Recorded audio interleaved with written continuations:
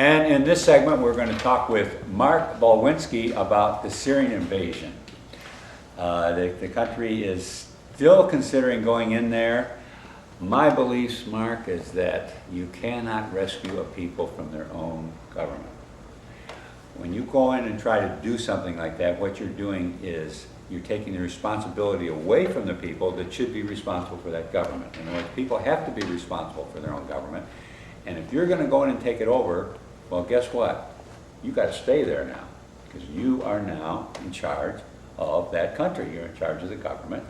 And I don't think we're ready to do that, and I don't think we should do that. The Syrian people have to take care of it themselves.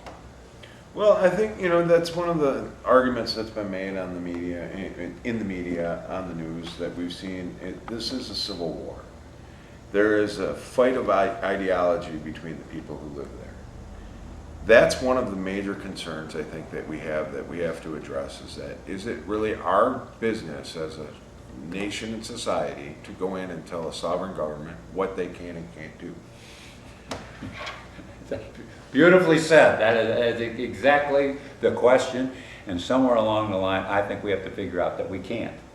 We need to take care of our government and our people here and set a good example, and let that convince people that this is the way they should maybe run their government, not to go in and actually do it.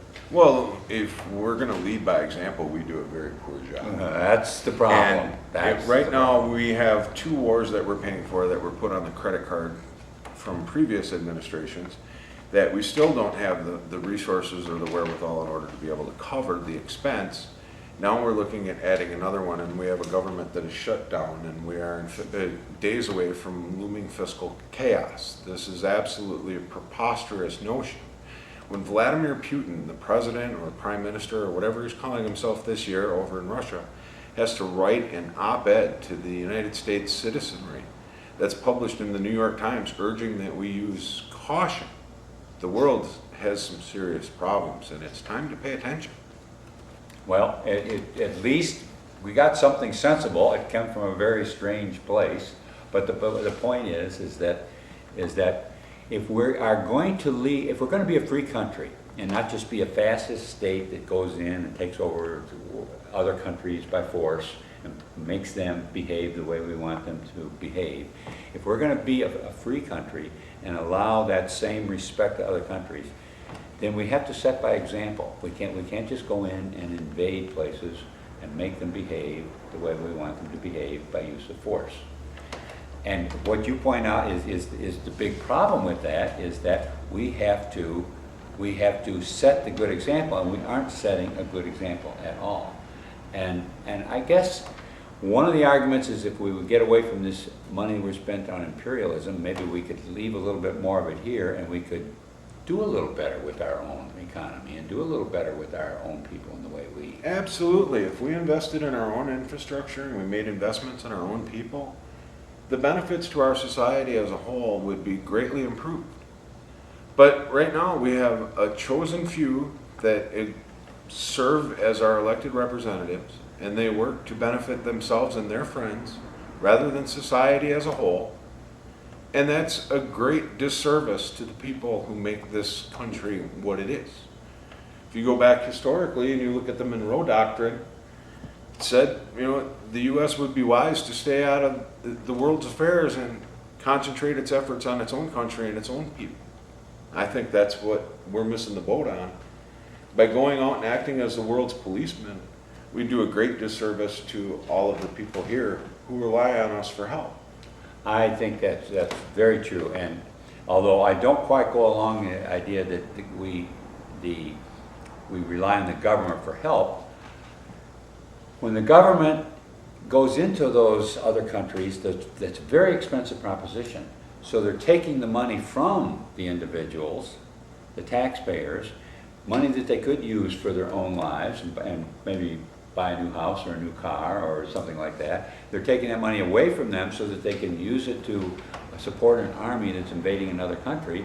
It amounts to the same thing. The point is it's taking away the wherewithal of people to support themselves, because we have to support an army that's invading another country. So yes, it's possible that the government could take the money from the people and give it back to them in the form of help, but at the same time, they could also just leave it with people and let them take care of themselves better. Well, I don't disagree that I think if people had the opportunity to manage their own money, they'd do a far better job than the waste that we see coming out of Washington or even from our city council. Right. I mean, I was shocked when I was at the city council hearings here in Racine and I learned that somehow, some way, the city of Racine gives $1 million a year in aid to Israel. Meanwhile, we're shutting off streetlights and laying off police and fire. This is absolutely preposterous. These are the foreign entitlements for which I speak. We're giving away millions upon millions of dollars as a nation, and our bridges are crumbling, our schools are failing. We could provide education, which was the essence for why we had the public school system in the first place.